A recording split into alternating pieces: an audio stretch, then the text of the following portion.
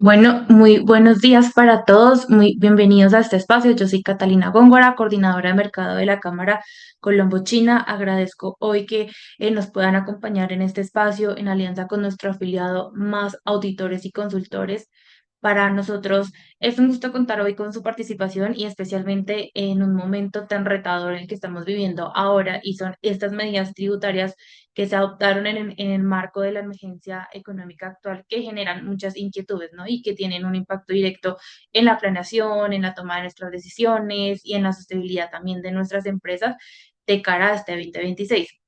Por eso este webinar lo hemos pensado como un espacio claro, práctico y muy estratégico que les permita a ustedes entender el alcance de estas normas, anticiparse a sus efectos desde una perspectiva pues, muy empresarial.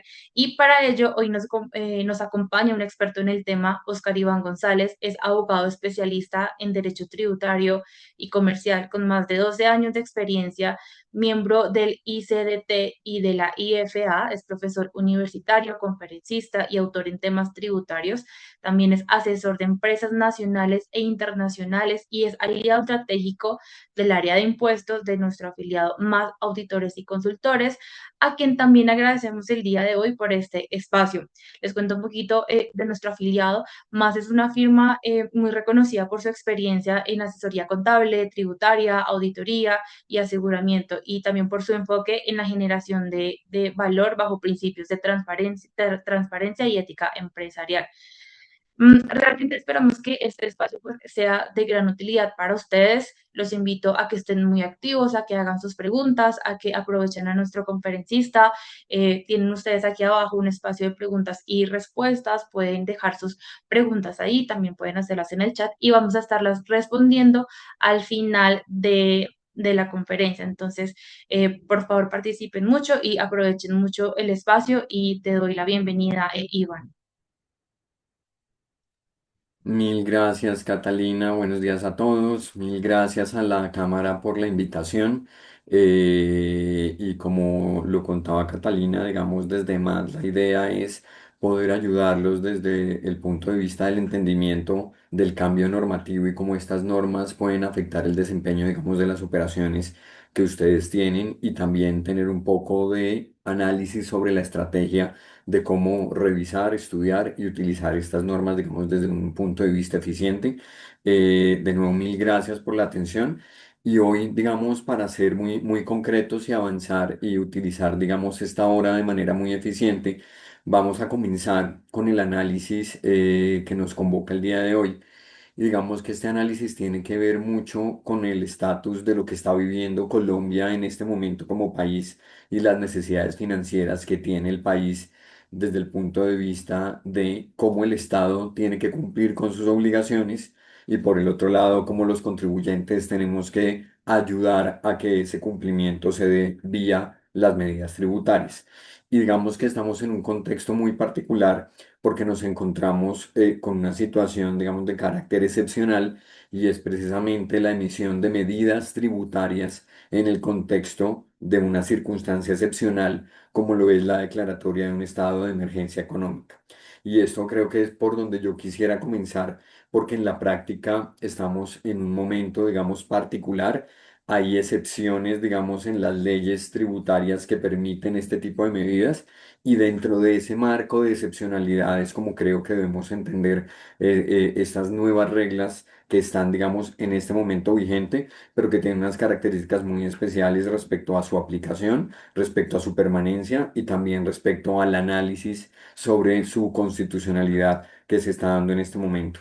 Entonces, pues bienvenidos a todos y espero que sea muy productiva la charla y que podamos profundizar e ir, digamos, a los temas que sean del interés para todos. Yo los voy a guiar, digamos, en la charla y como decía Catalina, al final pues vamos a recibir las preguntas que sean del caso. Simplemente para organizarnos mentalmente en lo que vamos a hablar primero de un contexto general relacionado con el estado de emergencia, la circunstancia fiscal de Colombia y los efectos, digamos, de la normativa que se está expidiendo. vamos a hablar de las medidas tributarias particulares que se están generando con esta normativa. Vamos a hablar también de algunos mecanismos de normalización y de alivio que traen las normas y al final simplemente vamos a plantear unas preguntas generales para que ustedes, digamos, hagan las reflexiones del caso y podamos, si el tiempo nos lo permite, avanzar en las preguntas que ustedes tengan durante el transcurso de toda la charla. Y digamos que con ese contexto arrancamos con lo primero y era lo que les estaba comentando. En Colombia, la regla general es que las medidas tributarias que tienen por efecto la creación o la modificación de impuestos solamente pueden provenir de la discusión legislativa. Es decir, solamente pueden existir normas tributarias que hayan pasado el proceso constitucional que se tiene previsto para la aprobación de leyes tributarias. Y por eso esas leyes tributarias pueden tener una iniciativa popular, decir, de la ciudadanía o una iniciativa gubernamental, pero en todo caso el canal, el embudo por el que tienen que pasar es el de el Congreso de la República para que ellas las apruebe de manera, digamos, legal y por lo tanto se emita una norma superior a la cual todos debamos estar sometidos. Eso, digamos, es lo que se llama el principio de legalidad o el principio de representación popular. Sin embargo, cuando estamos en una circunstancia excepcional, la Constitución Política de Colombia prevé mecanismos para que el gobierno nacional, evidenciando una circunstancia particular, pueda tomar ciertas medidas especiales sin que dichas medidas pasen por el Congreso de la República. Y estamos, digamos, en ese escenario, solamente para el contexto y que ustedes lo entiendan. La Constitución Política de Colombia, al ser de carácter excepcional, estas medidas solo permite que el gobierno actúe de esta manera en tres casos: cuando existe una guerra exterior, cuando existe una conmoción interior o cuando existe una emergencia económica, social o ecológica. Y el día de hoy vamos a hablar de la circunstancia que se está presentando en la actualidad y es que el gobierno nacional declaró el estado de emergencia económica terminando el año pasado mediante el decreto legislativo 1390. Y como ustedes lo sabrán, también el año pasado el gobierno había declarado una conmoción interior por la cual también creó unas medidas tributarias, las cuales dejaron de tener efecto a partir del 1 de enero de este año. Entonces, si se dan cuenta un poco, estas facultades extraordinarias previstas por la Constitución Política de Colombia han sido de manera, digamos, diría yo, inédita, usadas de forma muy seguida en un mismo periodo grabable y eso va, digamos, un poco en contra de la naturaleza excepcional de estas medidas. Y estas medidas, en el fondo, lo que buscan es conjurar o atacar circunstancias particulares. Y lo que dice la Constitución Política de Colombia en nuestro artículo 215 es que cuando se presenten circunstancias excepcionales y sobrevinientes que alteren el orden económico y social del país, el gobierno nacional podrá declarar la emergencia económica y dentro de las varias facultades que tiene, una de las facultades que tiene es la de crear nuevos tributos o modificar los existentes.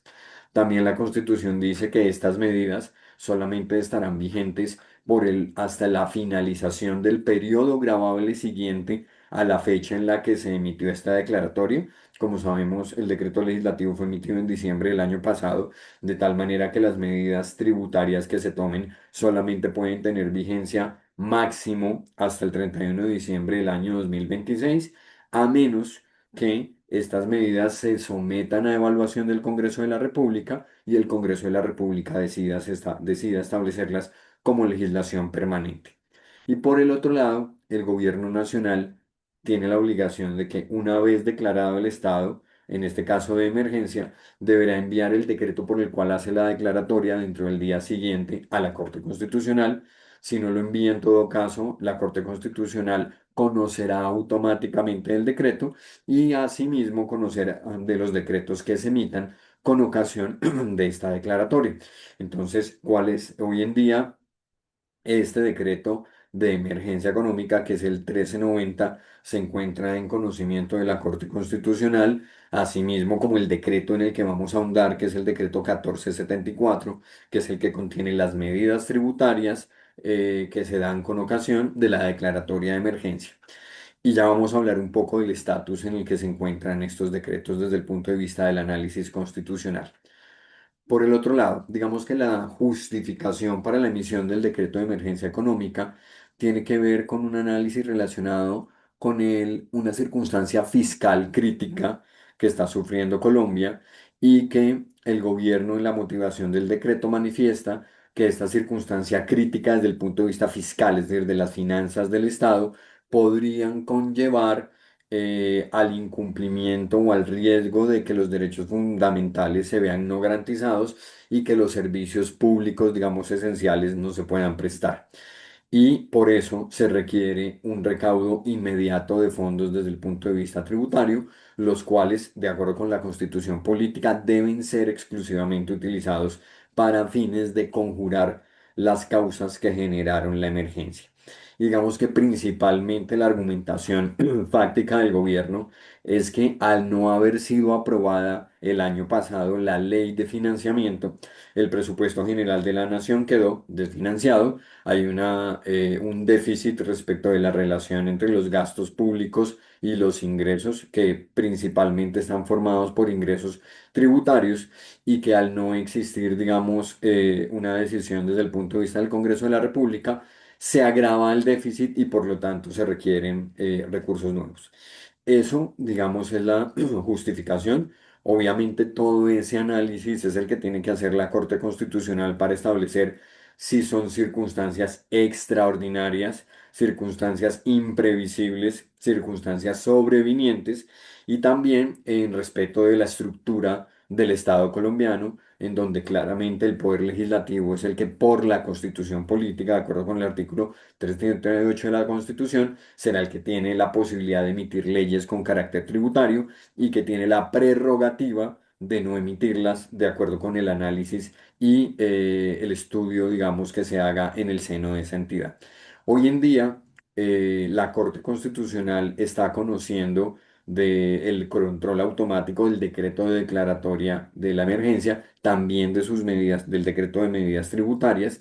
Y es importante, digamos, ver cuál es la situación. Hoy en día se conoce que el magistrado ponente de la sentencia que va a salir respecto de este control va a proponerle a la sala plena, es decir, a todos los magistrados de la Corte Constitucional, que suspenda provisionalmente el decreto de legislativo de emergencia y por lo tanto quedan suspendidos los decretos el decreto con medida tributaria. Ya hay dos decretos con medidas tributarias, el que vamos a ver el día de hoy. También hay un decreto que es el 044, que tiene que ver con una contribución para fiscal creada para las empresas de servicios públicos. Y esa proposición se basa en el hecho de que a juicio del ponente se dan algunos elementos que permiten encontrar que al menos en este punto podría haber una contradicción entre el decreto y la Constitución. Lo que sucedería es que esta propuesta tiene que ser aprobada por la sala plena de la Corte. Del conocimiento que se tiene, es muy probable que esa decisión se tome esta semana y con esa decisión se podría entender que el decreto estaría suspendido si los demás magistrados o la mayoría de los magistrados votan en ese sentido y por lo tanto también estaría suspendido el decreto de las medidas tributarias. Aún no está suspendido. Se tiene que votar en sala plena y esa votación aún no ha sucedido. Y por otra parte, otro magistrado en la Corte, Juan Carlos Cortés González, presentó también una solicitud a la sala plena para que respecto de este decreto, el 1474, que es el de las medidas tributarias, se haga una suspensión parcial de tal manera que solamente algunas normas se suspendan y algunas normas sigan vigentes. Y ya les vamos a explicar en qué consiste esta solicitud del magistrado de la solicitud parcial de suspensión provisional, a la luz de los temas que trae el decreto de medidas tributarias. En esta lámina, digamos, vamos a explicar un poco el contexto de lo que vamos a comentar en la sesión, para que ustedes también entiendan de manera estructural cuáles son las medidas que se están tomando. Y digamos que las hemos clasificado en 6 grupos. La primera tiene que ver con temas de comercio exterior e importaciones, el segundo grupo con temas del impuesto sobre las ventas y al consumo, el tercero con temas del impuesto al patrimonio, el cuarto con la sobretasa al sector financiero, el quinto con el impuesto especial para la estabilidad fiscal y el tratamiento de regalías, y el cuarto tema, las medidas de normalización y de alivio fiscal. Lo expusimos también en estos 6 puntos, también para hablar un poco de la propuesta del magistrado que se va a presentar a la sala plena para que la suspensión de las medidas tributarias sea parcial. ¿Y qué está diciendo el magistrado? El magistrado lo que está sugiriendo es que de todas estas medidas, hay algunas medidas que están teniendo efecto tributario inmediato, es decir, que a partir del 29 de diciembre son aplicables y que podrían generar un perjuicio irremediable para los contribuyentes en la medida en que el pago de esos impuestos serían de difícil recuperación o su recuperación implicaría un proceso que genera dificultades para los contribuyentes. Entonces dice el magistrado, mientras no se tenga certeza de la constitucionalidad de las medidas, un mecanismo para proteger a los contribuyentes es que se suspendan las medidas tributarias que han tenido efecto inmediato.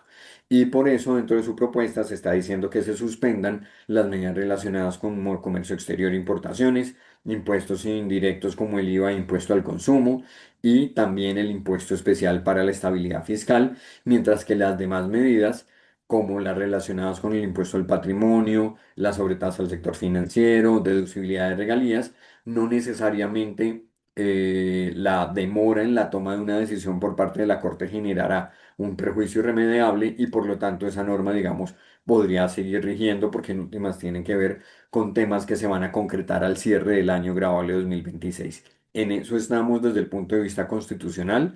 Al existir públicamente un conocimiento de una ponencia que se va a proponer a la sala en el sentido de declarar la suspensión, pues ya hay un paso, digamos, respecto de ese sentido.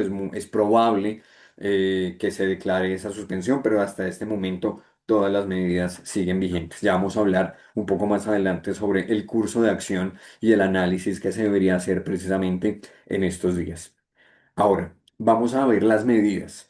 Obviamente por las limitaciones del tiempo vamos a ser muy puntuales, pero la idea es que ustedes puedan hacer una revisión de los temas que estamos comentando, una identificación de aquellos que les puedan afectar, ya sea desde el punto de vista de consumo, de estrategia, de contratación o también desde el punto de vista de estrategia del cumplimiento de obligaciones tributarias que se hayan incumplido o que estén en mora en su cumplimiento. Y vamos a seguir la metodología planteada en la diapositiva anterior sobre la organización de las normas que trae este decreto 1474 de medidas tributarias. La primera tiene que ver con un tema muy puntual y es que, como ustedes saben, en Colombia tenemos una regla excepcional de acuerdo con las cuales los envíos urgentes o el tráfico postal, es decir, el valor o las operaciones que tienen que ver con tráfico postal, tienen una exclusión del IVA cuando el valor de ese envío es menor de $200. Lo que dice la norma actualmente vigente es que estos envíos urgentes y de tráfico postal solamente estarán excluidos del IVA cuando correspondan a un valor que no exceda de $50. Es decir, estamos reduciendo a menos de la mitad la exclusión y esto significa que en estas operaciones que son tan comunes en el comercio exterior, el límite para efectos de que la exclusión aplique se redujo y pues nos quedamos con un valor muy pequeño, un valor casi irrisorio de $50 por cada uno de los envíos, de tal manera que cualquier envío que supere ese monto va a estar grabado con el impuesto sobre las ventas, pues de manera transitoria mientras estas normas estén vigentes. Ahora, desde el punto de vista del consumo, que este es un tema muy importante, nosotros en Colombia tenemos básicamente una estructura en donde tenemos dos grandes impuestos al consumo. El impuesto al consumo propiamente dicho y el impuesto a las ventas.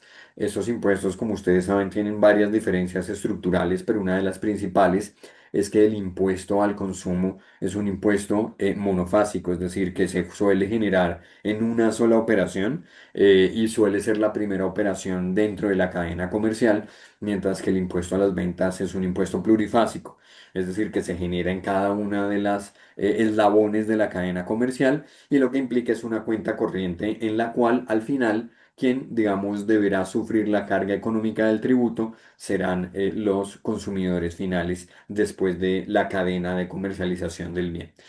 En este caso, digamos que las medidas que busca este decreto de emergencia económica imponer y que hoy en día, repito, están vigentes y que deben, digamos, cumplirse a cabalidad, tienen que ver con atacar ciertos sectores de la economía que desde el punto de vista de política fiscal pueden tener lo que se denomina económicamente como externalidades negativas, es decir, efectos negativos en la población ya sea desde el punto de vista social, económico, de salud pública, y por lo tanto, en el mundo, digamos, la comercialización de ciertos bienes y servicios está, digamos, cargada de temas tributarios o a veces tiene sobrecargas tributarias, precisamente porque lo que se busca es lograr influir en la toma de decisiones comerciales para efectos de proteger algún bien superior.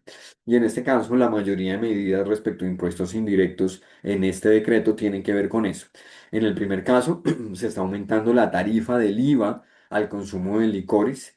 Hoy en día la norma establece que de manera excepcional, mientras dure el estado de emergencia, esta tarifa del IVA aumentará al 19%, es decir, es un aumento de 14 puntos porcentuales.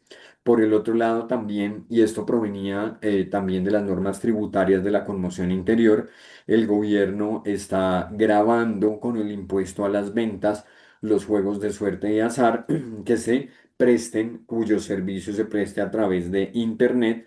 Digamos que siempre ha habido una discusión sobre la razonabilidad por la cual los juegos de suerte y azar fuera de Internet estaban grabados o dentro de Internet no estaban grabados. Digamos que es muy probable que seguramente en alguna reforma tributaria que pase por el Congreso en el futuro esto se vuelva legislación permanente y en la práctica sí tiene que ver con equiparar el tratamiento tributario en materia de IVA entre los juegos de suerte de azar prestados a través de Internet o a través de otro medio.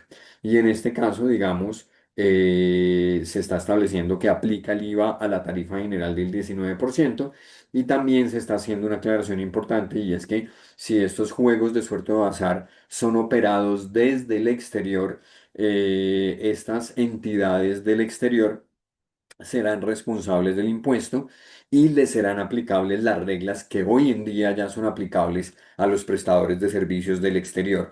Digamos que si ustedes lo recuerdan, desde el año 2017, con ocasión de la ley 1819, se creó un sistema por medio de la cual los prestadores de servicio del exterior son responsables del impuesto a las ventas, salvo que aplique el mecanismo de retención en la fuente de IVA. Acá lo que se está haciendo es que se está equiparando también a los prestadores del servicio de juegos de suerte de azar desde el exterior por internet y ya se aplica, digamos, el sistema de recaudo que existe hoy en día para todos los prestadores de servicios de otro tipo de servicios como las plataformas digitales que ya pagan IVA en Colombia desde hace ya casi una década.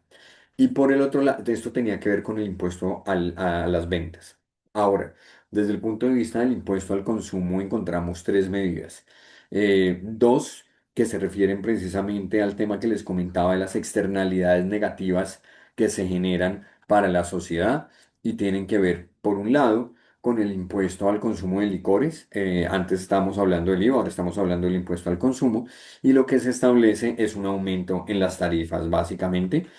Este impuesto tiene dos tarifas, una tarifa que tiene un componente específico en pesos por grado, digamos, de alcohol, más una tarifa ad valorem. Lo que se está haciendo es subir estos porcentajes y estos valores. Y por el lado del impuesto al consumo de cigarrillos, lo que está haciendo la norma es ampliar su hecho generador para incluir no solamente el tabaco, sino para incluir otro tipo de sistemas como los que comúnmente se conocen como vapeadores, tabaco calentado u otro tipo de sistemas electrónicos o no electrónicos que sean equiparables al tabaco. esas definiciones están, digamos, previstas dentro del decreto de emergencia económica de medidas tributarias para que se sepa, digamos, cuál es la categorización de esos bienes adicionales que se están incluyendo como parte del hecho generador del impuesto al consumo. Digamos, las reglas son las que ya hoy existen. Digamos, estas normas vienen desde la ley 223 de 1995 que creó este impuesto departamental en nuestro país. Esas son las medidas de consumo y del impuesto a las ventas y como les decía, la propuesta de uno de los magistrados de la Corte es que haya una suspensión provisional de esas medidas que ya están recaudando, que ya llevamos un mes casi recaudando impuestos. Ahora, este esta modificación tiene que ver con el impuesto al patrimonio. Y el tema del impuesto al patrimonio es un tema muy, muy relevante desde el punto de vista de política pública tributaria, porque en el mundo muchos países ya pasaron por el impuesto al patrimonio, pero desde hace varios años ha habido unas medidas por medio de las cuales casi todos los países del mundo han derogado el impuesto al patrimonio, porque este impuesto tiene, digamos, unas circunstancias y unas dificultades desde el punto de vista técnico tributario importantes. La principal es que castiga la riqueza. Y esa riqueza al mismo tiempo lo que hace es que indirectamente castiga la generación de ingresos. ¿Por qué? Porque la riqueza se va formando históricamente con la generación de ingresos que ya fueron grabados con el impuesto a la renta. Entonces, desde el punto de vista de política fiscal y de teoría tributaria, el impuesto al patrimonio es regresivo, es decir, propende por el empobrecimiento y en últimas su recaudo tampoco es algo muy relevante desde el punto de vista estadístico. De hecho, de acuerdo con los últimos estudios, digamos, de tributación internacional, los únicos países que lo tienen son España, Suiza, Noruega y Colombia. Y todos los demás países que lo tuvieron ya lo derogaron porque precisamente atacan, digamos, mecanismos que ayudan al crecimiento económico, porque si bien es cierto, la riqueza obviamente implica, digamos, unas circunstancias que pueden llegar a la suntuosidad. Desde todo el punto de vista económico, el patrimonio tiene que ser protegido para que ese patrimonio genere inversión, genere ahorro y genere gasto. Y eso, digamos, son los drivers principales de una economía que deja de ser en desarrollo y y quiere volverse desarrollada. Entonces, digamos, a pesar de esto, en Colombia llevamos 24 años del impuesto al patrimonio moderno. Antes, en la década de los 90 también existía un impuesto al patrimonio complementario del impuesto sobre la renta, pero desde el año 2002 hemos tenido diferentes versiones del impuesto al patrimonio, el impuesto para la seguridad democrática, el impuesto a la riqueza, el impuesto al patrimonio, y en últimas lo que se ha generado es que se vuelve un mecanismo de fácil utilización por los gobiernos de turno y de proposición al Congreso para hacer unos recaudos adicionales de impuesto. Entonces, ¿qué está pasando? El impuesto al patrimonio está vigente. En la ley 2277 del año 2022 se creó como legislación permanente. Eso, digamos, fue una de las grandes diferencias que existió con los anteriores impuestos temporales al patrimonio, pero con este decreto de emergencia lo que se están proponiendo son dos puntos. El primero es disminuir el elemento objetivo del hecho generador, es decir, la norma está diciendo que habrá hecho generador cuando el contribuyente posea riqueza y la definición de riqueza es que sea un patrimonio líquido, es decir, activos menos pasivos que excedan, hoy en día hablan de 40.000 VTs. La norma anterior hablaba de 72.000. Es decir, estamos pasando más o menos de un límite de 3.700 millones de pesos a VTs de hoy a 2.100 millones de pesos. Es decir, se redujo, dice 1.600 millones de pesos. Eso claramente para hacer que un flujo importante de población colombiana cayera dentro del rango mínimo del impuesto que hoy tiene una tarifa del 0,5%. Y la otra modificación es que se modificaron los rangos de la tarifa marginal de tal manera que ya hay rangos que van más allá del 2%, pasan por el 2, 3 y llegan hasta el 5%. Eso quiere decir que en el caso de 2 millones de VTs, ¿sí? Que mal contados pueden ser aproximadamente 100.000 millones de pesos, la tarifa del impuesto marginal será del 5%. Entonces, digamos, sí va a haber una afectación muy importante para los grandes patrimonios.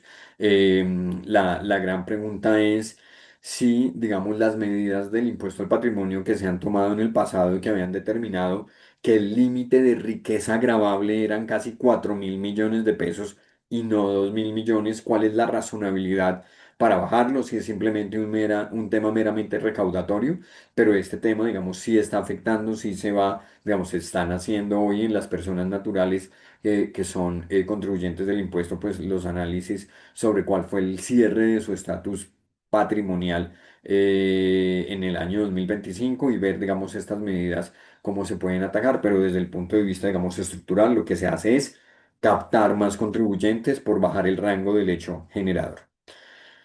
Claramente, todas estas medidas tienen la finalidad de recaudo, en este caso, digamos, como ustedes lo habrán visto en otro tipo de reformas tradicionales tributarias, siempre hablamos de reformas que buscan un tema estructural, un tema de sanidad de las finanzas públicas, un tema de crecimiento, pero en este caso, digamos, las motivaciones no tienen que ver con eso, sino que tienen que ver con la urgencia, y entonces claramente en las motivaciones se va a extrañar todo ese análisis sobre una estructuración tributaria de política fiscal. Acá es simplemente buscar recaudo. Y en esos términos también, obviamente, hay unos sectores que siempre terminan siendo en los últimos años, digamos, los perjudicados de siempre. Y en este caso estamos hablando del sector financiero. Las normas, pues ya ustedes saben que existía una sobretasa para el sector financiero, pero ahora la norma simplemente la está ampliando y va a decir que pasa a ser de 15 puntos. Esos 15 puntos adicionales respecto de la tasa del impuesto sobre la renta tradicional. Eso lo que significa es que las entidades del sector financiero calificadas como tales y que están, digamos, listadas en las normas, van a terminar pagando una tasa nominal del impuesto sobre la renta equivalente al 50%. Y a pesar de que sea una medida excepcional y temporal, sí es muy importante hacer una reflexión de fondo sobre la forma en la que los empresarios quieren o no participar en el desarrollo económico del país. Cuando una entidad como las del sector financiero terminan en tasa nominal, ni siquiera estamos hablando de las tasas efectivas, pagando un 50%, pues esto ya cada vez más se puede acercar a lo confiscatorio o a un recaudo, digamos, exagerado o circunscrito de una manera no equilibrada a ciertos sectores de la economía. Y digamos que esta tarifa puede pensar que, por pensarse que solamente termina afectando a las entidades financieras, pero en el fondo todos somos usuarios del sector financiero. De una u otra forma, todos los colombianos nos servimos del servicio de las deudas de largo plazo, de las financiaciones rotativas, de las deudas de corto plazo, de las tarjetas de crédito, de la tasa de interés es algo que afecta el costo de la vida de los colombianos y claramente por pura lógica económica parte de esta sobretasa que se está creando, adicional a la que ya existía, la sobretasa, en el fondo lo que va a hacer es encarecer el servicio financiero. Y precisamente en un país que está en desarrollo, que necesita para realizar grandes proyectos de infraestructura pública y privada a la banca, pues entonces lo que estamos haciendo es poniendo las condiciones de financiación en unas circunstancias mucho más difíciles. Y además de todo, para las entidades acá hay un esfuerzo muy importante y es que la norma dice que se deberá pagar un anticipo del 100% de este 15%. Precisamente ¿por qué? Porque lo que se busca es el recaudo inmediato y claramente cuando uno revisa las normas, pues se van a pagar en un par de cuotas que se pagan en abril y en junio y por lo tanto lo que se espera es que estas entidades tengan la obligación y una carga muy grande durante los próximos 6 meses para poder cumplir con este objetivo. Y en línea con eso, también nos encontramos el sector, digamos, energético, minero, de hidrocarburos, que en últimas también ha tenido una carga, digamos, tributaria importante. digamos que la posición a la hora de tomar medidas de política tributaria es que estos sectores tradicionalmente tienen pues altas utilidades y que por eso tienen una capacidad de soportar tributos diferentes. Obviamente esto tiene que verse no solo en un contexto individualista de la generación de utilidad, sino también de cómo esa generación de utilidad permea a toda la economía. Y como ustedes saben, Colombia es una economía dependiente en una alta medida de sus recursos mineros y energéticos. Y también los recursos mineros y energéticos son utilizados en casi todas las demás industrias. Entonces eso tiene un impacto indirecto en el costo y el valor de realización de otro tipo de actividades. Pero en este caso, digamos, lo que se busca es conservar esa política de Estado de los últimos 3 años y es en la misma medida que sucedió con la declaratoria de conmoción interior, grabar las operaciones por medio de las cuales se da la primera venta de hidrocarburos o de carbón de las partidas arancelarias que están en la norma, así como la autorización para el embarque al resto del mundo, es decir, la exportación de este tipo de productos al exterior. La norma establece que la tarifa es del 1%, ya sea sobre el valor de venta o sobre el valor FOB ya en el caso de las exportaciones. Y en este caso, digamos, es algo que ya es conocido. Vemos que el sector minero energético se ve afectado, que es una sobrecarga, digamos, muy importante, porque sobre el valor, un 1% sobre el valor de venta o sobre el valor FOB de la exportación, es una cantidad muy, muy importante que afecta, digamos, el retorno que puedan tener los inversionistas de estas entidades. Pero lo que llama poderosamente la atención es que este decreto de emergencia también incluye una regla especial referida al tratamiento tributario de las regalías. Y digamos que esta norma lo que hace es que desde el punto de vista, digamos, de su estructura general, reproduce una norma que había sido incluida en la ley 2277 del 2022 y que fue declarada inexequible por la Corte Constitucional en sentencia del año 2023.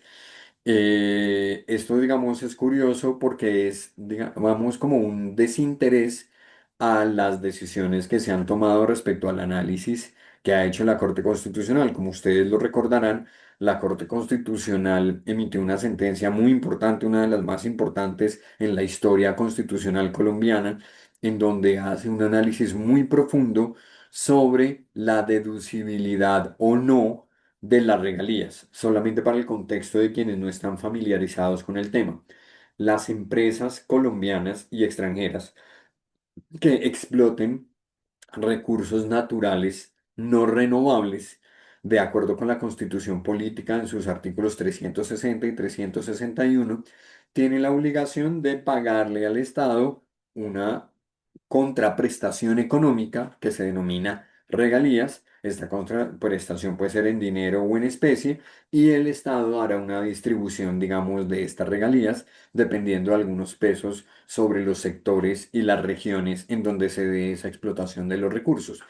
Esta norma existe en la Constitución desde la Constitución de 1886 y en la Constitución de 1991 pues está creada y había, digamos, claridad sobre su tratamiento y tradicionalmente las empresas del sector minero energético siempre habían considerado que estas regalías, es decir, que este costo de la contraprestación económica por la explotación del recurso constituía un costo y gasto deducible en su declaración del impuesto sobre la renta. Desde hace una década comenzó una discusión sobre si eran deducibles o no. Había sentencias del Consejo de Estado que anulaban de conceptos de la DIAN. En últimas, el estatus de la discusión estaba más o menos claro y es que estas regalías eran deducibles del impuesto sobre la renta siempre y cuando se cumplieran los requisitos de deducibilidad del estatuto tributario, es decir, que estas erogaciones tuvieran relación de causalidad con la actividad productora y que fueran necesarias y proporcionales con criterio comercial. Y hasta ese punto había pasado casi ya una década donde la discusión estaba zanjada, hasta que en el año 2022 se introdujo una norma que prohibía su deducibilidad. Esa norma fue declarada inexequible por la Corte Constitucional en un análisis muy juicioso. Y en este decreto de emergencia se vuelve a incluir esa norma que ya había sido declarada inconstitucional, estableciendo que las regalías no son deducibles, que el valor no deducible trae una fórmula al decreto, pero que el valor no deducible corresponderá al costo de producción asociado a la generación de esas regalías, es decir, al producto con el cual yo pago esa contraprestación económica.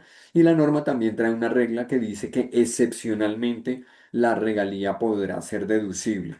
Esa norma es súper confusa, los invito a quienes estén interesados a mirar esa norma por el sector en el que estén trabajando respecto a la deducibilidad excepcional de las regalías. Pues llevamos un mes revisándola con cuidado y es un poco muy confusa, pero digamos que en la práctica lo que hemos visto es que pareciera una excepción de difícil cumplimiento, porque lo que dice es que cuando el costo de producción de ese producto, de esa regalía, implique que la compañía, si no se la deduce, tiene una utilidad, entonces en ese caso, cuando ese costo tiene una incidencia tan importante en la operación, que si no se toma genera una utilidad gravable, en ese caso se podrá deducir. Pero obviamente esto pone en un montón de escenarios de difícil aplicación y lo que significaría es que toda la utilidad del contribuyente dependa prácticamente de la regalía. Es decir, que el costo por la producción de la regalía sea superior al ingreso total poseído por la compañía en el año gravable, lo cual parece que no tuviera mucha lógica y tendría que revisarse con mucho detalle, pero pareciera que simplemente es un intento de crear una posibilidad que en el fondo económicamente no es tan viable. Pero entonces vemos acá un tema que en su estructura debería ser constitucional por sí mismo, porque la Corte ya se pronunció al respecto hace menos de 2 años y debería, digamos, haber un pronunciamiento en el mismo sentido en el análisis particular que haga la Corte Constitucional sobre este decreto. Ahora, todo esto que hemos visto tiene que ver con aumentos en la carga tributaria, en el comercio exterior, en los impuestos a las ventas, en el impuesto al consumo, aumento de sobretasas y también el impuesto para la estabilidad fiscal del sector minero energético y reducción de deducciones, es decir, todo aumento de la carga tributaria. Pero la norma también tiene otra faceta y tiene la faceta de las medidas de normalización o de alivio tributario. Y acá, digamos, este tema es de mucho interés porque en últimas lo que conlleva es que durante todos estos días y los próximos, mientras no se declare o determine que hay una suspensión provisional, que no sabemos si va a pasar o no, tenemos que mirar con mucho cuidado estas medidas de alivio y de normalización, porque creo que hay que revisarlas y analizarlas de manera estratégica y ver a cuáles se pueden someter. Digamos, yo creo que esta semana es una semana crucial para efectos de tomar este tipo de decisiones por la incertidumbre sobre la declaratoria o no de suspensión provisional. ¿Y cuáles son estas medidas? Las vamos a ver de una manera muy puntual para que ustedes, digamos, ya comiencen a hacer un poco su mapa mental respecto de cuáles podrían o no aplicar y de cuáles son las medidas que se tienen que tomar para poder acceder a este tipo de medidas. Y digamos que estas medidas también están subdivididas en dos grupos. Las medidas o la medida de normalización, que es la creación del impuesto de normalización, y por el otro lado las medidas de reducción, que tienen que ver con mecanismos que permiten al gobierno recaudar tributos, sanciones e intereses que en condiciones normales los contribuyentes no estaban dispuestos a pagar por diferentes circunstancias económicas o estratégicas. Entonces vamos a arrancar por las medidas de reducción y esto tiene que ver con diferentes supuestos de hecho y los vamos a dividir. El primer supuesto de hecho es que a la vigencia de esta norma, es decir, antes de la finalización del año gravable anterior, existieran obligaciones tributarias, aduaneras o cambiarias en mora, es decir, que yo no haya cumplido con la obligación legal de pagar hasta esa fecha. Y la norma lo que dice es que se pueden pagar estas obligaciones y habrá reducciones de intereses y de sanciones siempre y cuando el contribuyente pague el 100% del impuesto, pague el 15% de la sanción original y pague un interés moratorio reducido del 4,5% anual. Si hace ese cumplimiento en los pagos, podrá acceder a estas reducciones respecto a las obligaciones que se encuentren en mora. Por el otro lado, otras reducciones tienen que ver con fenómenos como las sanciones de extemporaneidad, la sanción de corrección y la sanción de inexactitud. Es decir, cuando un contribuyente no haya presentado una declaración a tiempo, cuando deba corregir una declaración o cuando esté inmiscuido en un proceso administrativo en donde se esté imponiendo una sanción por inexactitud. La norma dice que también podrá haber reducciones de esas sanciones siempre y cuando se pague el 100% del impuesto, y en ese caso la sanción se reducirá al 15% de la sanción original y no habrá obligación de pagar intereses. En ese caso particular, cuando yo esté en curso en alguna de las causales que generen sanciones por corrección, por extemporaneidad o por inexactitud. La tercera reducción tiene que ver con el incumplimiento de obligaciones formales. Y lo que dice la norma es, si usted está en curso en alguna causal o en un hecho sancionable relacionado con cualquier obligación formal, usted podrá pagar la sanción reducida al 15% y estará cubierto por esta estructura, digamos, excepcional de reducciones. ¿Qué es importante acá? Cada una de ellas tiene unos plazos. Hay algunas que tienen que ver con obligaciones que estén en mora o con obligaciones no pagadas o con sanciones hasta el 31 de diciembre del año pasado, hasta el 30 de noviembre del año pasado, y también tienen mecanismos para aplicarlas hasta el 31 de marzo de este año o hasta el 30 de abril de este año. Son plazos muy cortos, que creo yo es el primer plazo que hay que tener en cuenta, pero pues también hay que tener en cuenta la vigencia de la norma y si hay suspensión o no provisional. También la norma tiene una regla especial, una reducción muy particular, que su redacción también es confusa, pero lo que se ha entendido es que se trata de que cuando el contribuyente se encuentra en el incumplimiento de alguna obligación formal, desde el momento de vigencia del decreto en adelante, es decir, durante la vigencia del decreto, también se podrán subsanar esos errores, digamos, sin generar una sanción, siempre y cuando el contribuyente pague el 3% de los ingresos que declaró en el año 2000, por el año gravable 2024, y cuando el contribuyente no sea declarante del impuesto sobre la renta, siempre y cuando pague un 2% de su patrimonio bruto al cierre del año gravable 2025. Esto es, digamos, como por las circunstancias de incumplimiento de obligaciones que sucedan en vigencia del decreto. Y por otra parte, también se encuentra la posibilidad de conciliar los procesos contencioso administrativos en materia tributaria, aduanera y cambiaria, es decir, aquellos procesos que ya superaron la vía gubernativa, la etapa gubernativa, que se encuentran en primera o en segunda instancia desde el punto de vista judicial. Y la norma lo que dice es que trae una pequeña diferencia, y es que si el proceso se encuentra en única o primera instancia, podrá accederse a esta conciliación, bueno, con el procedimiento que se establezca, siempre y cuando se pague el 100% del impuesto, el 15% de la sanción y los intereses del 4,5% anual.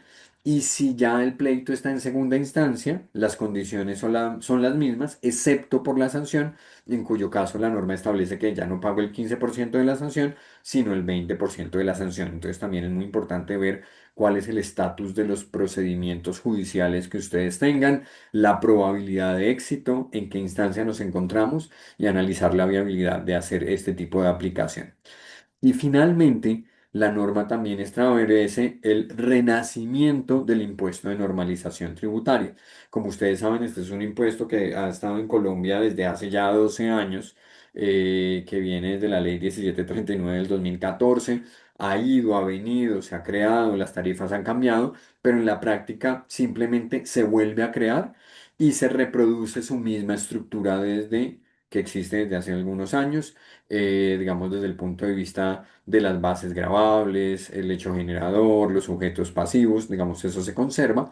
Lo que cambia es la tarifa, porque la norma sí establece de manera muy clara que ahora la tarifa de normalización es del 19%. Ustedes saben que esta tarifa ha venido creciendo desde el 5, 7, 13%. Hoy en día sería el 19%, que en últimas pues sigue siendo para quienes estén, digamos, incursos en el hecho generador del impuesto de normalización, una tarifa muy atractiva, considerando que la tarifa por normalización natural, porque si ustedes lo recuerdan en el estatuto tributario, una regla general de normalización que habla de que yo tengo que pagar el 35%, es decir, la tarifa del impuesto sobre la renta, si quiero incluir activos omitidos o excluir pasivos inexistentes. En ese caso, digamos, la normalización natural es del 35%, la tarifa ordinaria, pero esta es una tarifa excepcional que es casi la mitad. Entonces, desde ese punto de vista también es muy importante y atractivo analizar todas estas medidas. Acá simplemente yo planteo una pequeña reflexión sobre lo que tenemos que revisar.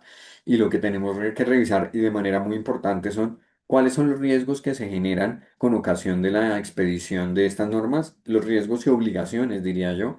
Por el otro lado, las oportunidades que existen, ya sea de planeación o de tomar decisiones que lleven a lo tercero, y es un curso de acción. Y esto, digamos, yo lo planteo en términos muy generales y hay que ser muy estratégico. Y es, siempre se presentan muchas preguntas respecto a qué pasa si la Corte Constitucional declara la inexequibilidad de estos decretos, el decreto matriz y del decreto con medidas tributarias. Y creo que hay que analizarlo, digamos, desde el punto de vista de las obligaciones como desde el punto de vista de las oportunidades. Entonces, primero, nos estamos encontrando en un escenario en el que puede haber una suspensión provisional. ¿Eso qué significa? Que una vez la Corte notifique la suspensión provisional, los decretos no tendrán aplicación hasta que la Corte decida definitivamente sobre su exequibilidad o no. Entonces, en ese caso, habría una suspensión de efectos y no se podrían aplicar. ¿Eso qué significa? Que serían inaplicables tanto las obligaciones como los beneficios. En ese caso, hay otra pregunta y es, todo lo que se ha recaudado y todo lo que se ha pagado, ya sea por obligación o por alivio tributario, pierde su efecto. Digamos que la suspensión provisional todavía no es una decisión definitiva, entonces no tiene el efecto de cambiar las circunstancias de derecho respecto de lo que se recaudó por obligación o por alivio. Ahora, respecto de la sentencia, el día en el que se emita una sentencia, el efecto de la misma dependerá de lo que llamamos nosotros la modulación de la Corte Constitucional. Es decir, la Corte Constitucional deberá tomar algunas medidas y deberá decir si los efectos de la sentencia son hacia el futuro o son hacia el pasado o son retrospectivos, es decir, que afectan el pasado y el futuro. ¿Qué ha sucedido últimamente en la jurisprudencia constitucional? La Corte Constitucional ha modulado sus sentencias y en algunas ocasiones ha dicho que los tributos que se han pagado se deben devolver de una u otra manera. En la última sentencia relacionada con el decreto de conmoción interior, dijo que aquellos tributos que excedieran el presupuesto para el cual se había creado, deberían devolverse de acuerdo con un estudio que iba a hacer el Ministerio de Hacienda y la DIAN para establecer el exceso de impuesto pagado y el mecanismo de redistribución, que es un mecanismo excepcional que no se había visto, digamos, antes en una sentencia así. Antes teníamos unos antecedentes, por ejemplo, en el impuesto solidario COVID, que se había permitido utilizarlo como un saldo a favor en las declaraciones. Y también la otra pregunta es, ¿qué pasaría con los alivios y con las amnistías? Lo que es esperable es que respecto de eso, y para efectos de contribuir con las finanzas del Estado, lo que es esperable es que los dineros que se paguen con ocasión de estos alivios, amnistías o normalizaciones, pues no tengan, digamos, no se deshaga su pago y no vuelvan a los contribuyentes, sino que reposen en las arcas del Estado. Pero todo esto, digamos, dependerá de la forma en la que la sentencia de la Corte Constitucional module su decisión. Esta era, digamos, muy a grandes rasgos, obviamente el tiempo está medido, pero la idea era poderles hacer un mapeo de las razones del decreto de emergencia, en qué estatus nos encontramos, cuáles eran las medidas, cuáles eran los impactos desde el punto de vista obligatorios, cuáles eran los impactos desde el punto de vista de oportunidad de alivio tributario o normalización cuál es el punto en el que nos encontramos y el curso de acción siempre sugerido que es analizar las normas y tomar las decisiones de una manera muy rápida, porque hoy en día ni siquiera ya estamos pensando en los plazos de alivios que son marzo o abril, sino que estamos hablando en los plazos de decisiones judiciales que pueden cambiar la aplicabilidad de este tipo de normas. Con esto voy a parar. Les agradezco mucho y también le iba a preguntar a Catalina si hay preguntas que tenga el auditorio que podamos ir abordando y las que hayan escrito, bueno, las preguntas que quieran hacer.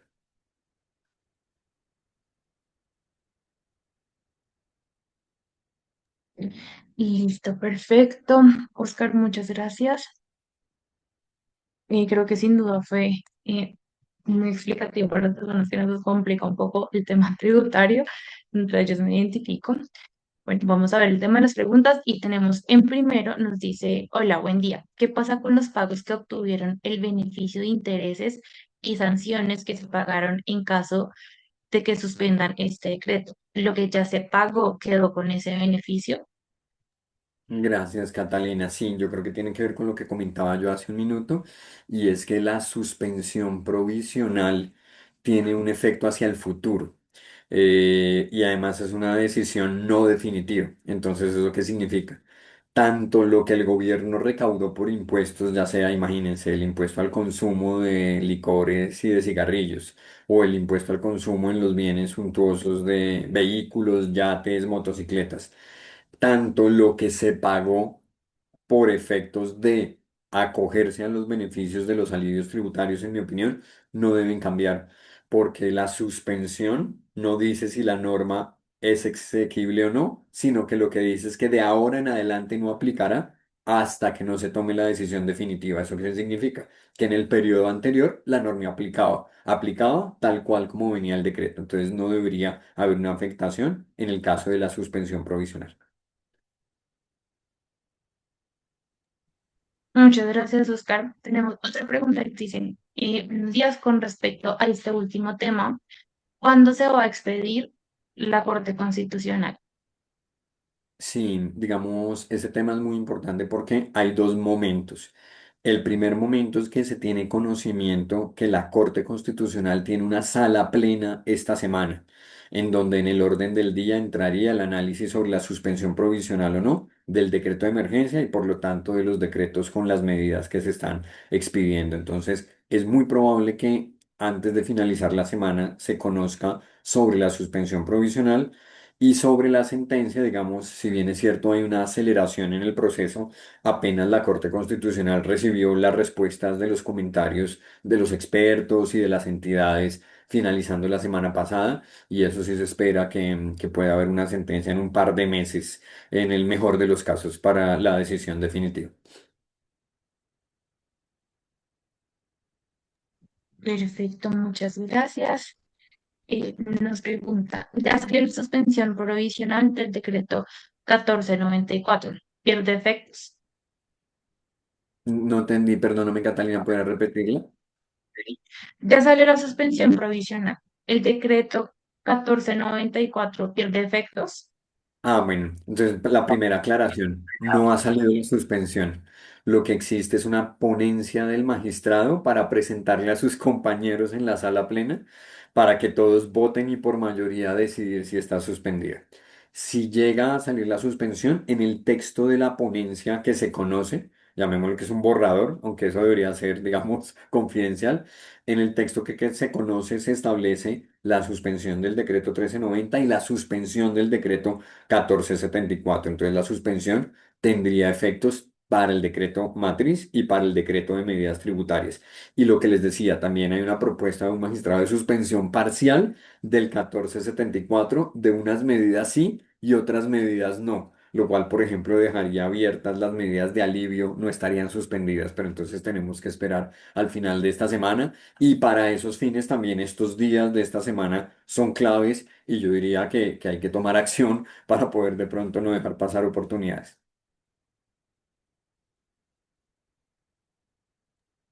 Muchas gracias. Y nos dicen, ¿cuál sería el efecto sobre empresas de emprendimiento digital cuando se supone que hay estímulos tributarios para las mismas?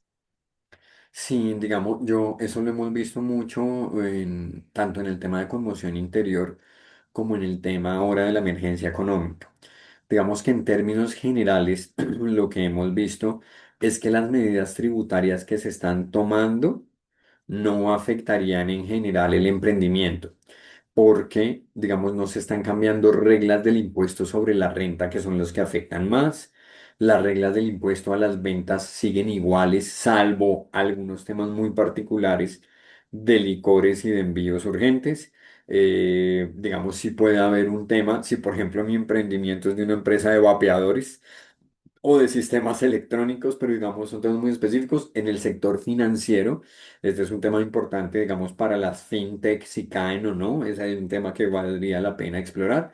Y en el tema, digamos, de oil and gas, que son empresas con otra estructura diferente a la de los emprendimientos, entonces, en principio no. En el patrimonio es un impuesto que recae sobre personas naturales propiamente dichas, entonces, digamos, no necesariamente afecta al emprendimiento diferente a lo que sucedía, por ejemplo, con el decreto de conmoción interior, en donde se había un impuesto de timbre, que revivió el impuesto de timbre. Entonces, cada vez que tú celebrabas un contrato que superaba 298 millones de pesos, tenías que pagar el 1%. Entonces, eso en un emprendimiento era mortal, porque tú comenzabas a arrancar tus relaciones y tenías contratos superiores a esa cuantía, tenías una sobrecarga, pero en este caso no vemos que haya un efecto, digamos, directo sobre el emprendimiento.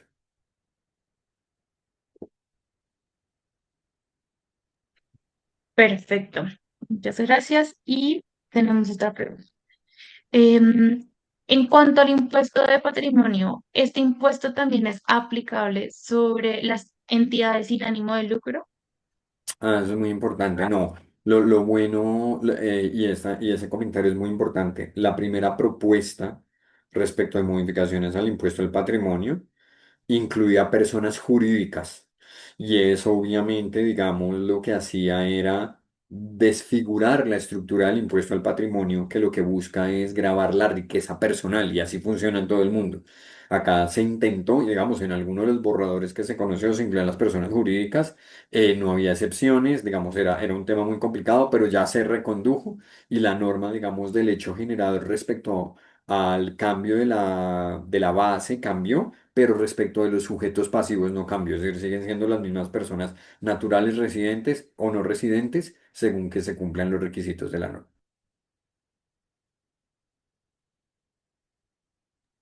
Perfecto. Nos preguntan también, ¿hay antecedentes de suspensión provisional de decretos de emergencia? No. No hay antecedentes. Eso precisamente es la curiosidad en la que estamos.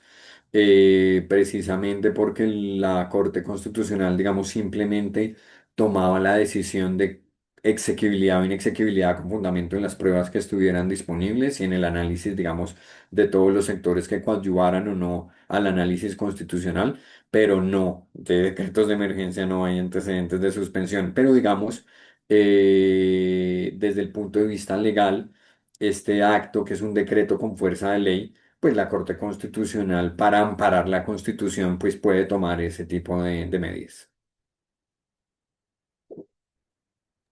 Excelente.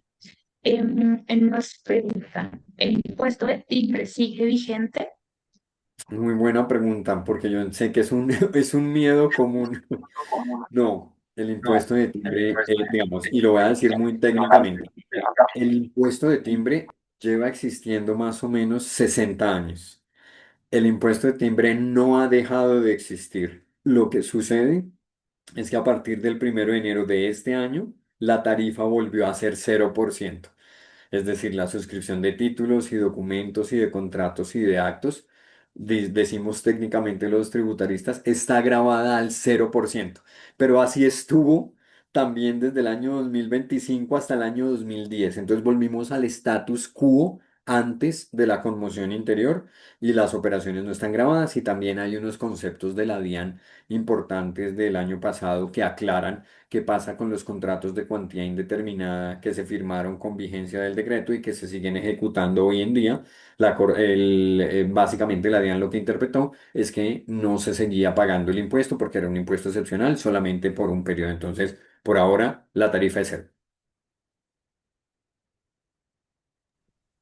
Perfecto. Bueno, aquí tenemos ya como una opinión que Jeremy es profe. De acuerdo a su análisis, ¿es probable que aprueben el decreto? Sí, digamos, esa yo creo que para cerrar es una gran pregunta. Este decreto, digamos, este decreto tributario depende naturalmente del decreto de las medidas. Y el decreto de las medidas tiene un análisis que va más allá de lo tributario, ¿sí? Entonces pongo un ejemplo, digamos, tenemos la norma de la no deducibilidad de las regalías, que ya sabemos que la Corte hace 2 años la declaró inexequible y que si hay un análisis puramente tributario debería coincidir en su análisis. Pero el decreto de emergencia, el decreto 1390, su análisis de constitucionalidad se hace por fuera del análisis tributario, sino que hace un análisis sobre si existieron circunstancias nuevas, sobrevinientes, imprevisibles y excepcionales para declararlo. Y ese análisis, si uno mira las intervenciones de los expertos a los cuales la Corte Constitucional les pidió concepto, salvo las entidades del Estado, todos los expertos y todas las agremiaciones le indican que el decreto debería ser declarado inexequible. Precisamente porque el hecho de que el Congreso de la República no apruebe una ley de financiamiento no es una circunstancia imprevisible o sobreviniente o extraordinaria, sino son las circunstancias democráticas que suceden en un país donde el Congreso pues aprueba las leyes y que el gobierno pues tiene que tomar medidas de gasto fiscal, que es lo que pasa en los demás países. Entonces existe una probabilidad, no os voy a decir alta, pero hay una tendencia a pensar que el decreto podría ser declarado inexequible en una sentencia. Sobre la suspensión provisional, no lo sabemos, porque yo creo que ahí juegan también algunos intereses de recaudo público, los alivios, pero desde el punto de vista de la sentencia definitiva, hay una inclinación hacia la inexequibilidad, pero no lo sabemos todavía. Perfecto, Oscar. Yo creo que ya podemos dar finalizada nuestra sección de preguntas y respuestas. Creo que has recibido bastantes buenos comentarios por el chat de que ha sido una charla muy buena, muy aclaratoria, muy informativa y sobre todo sobre la coyuntura actual. Entonces, muchísimas gracias. Si ustedes tienen más preguntas en el chat, estamos dejando nuestros datos de contacto, los datos de contacto demás para que ustedes se puedan contactar con ellos directamente y resolver también sus dudas. Hay una pregunta que también han estado haciendo mucho, esto es un poco más para la cámara y es las grabaciones y todas las memorias de este webinar se las estaremos enviando a los correos inscritos al mismo. Entonces les estará llegando a sus correos entre hoy y mañana para que ustedes puedan revisar de nuevo la charla o compartirla con quien ustedes quieran. Entonces, esperamos que este análisis compartido haya sido de gran utilidad, que se lleven una visión pues, más clara sobre las medidas tributarias que se van a adoptar en el marco de esta emergencia económica y cómo afrontarlos en este 2026. Y muchísimas gracias a ustedes por acompañarnos hoy, por su participación activa, por hacer tantas preguntas que nos aclaran. Y agradecemos especialmente a Oscar, gracias por tu valiosa intervención, por compartirnos el conocimiento de una manera tan clara y tan práctica. A nuestro afiliado, más auditores y consultores, también por esta alianza, por su compromiso con la generación de valor para nuestras empresas. Y recordarles que desde la Cámara Colombo China de Inversión y Comercio siempre reiteramos nuestro compromiso de seguir creando estos espacios de análisis, de información, de acompañamiento que contribuyan a una mejor toma de decisiones y el fortalecimiento de nuestras empresas. Entonces, los invitamos a estar muy atentos a nuestros próximos eventos y actividades. Recuerde que en el chat dejamos todos nuestros datos de contacto y bueno, esperamos verlos nuevamente en nuestros eventos. Entonces, que tengan un excelente día. Mil gracias, Catalina. Saludos a todos. Gracias.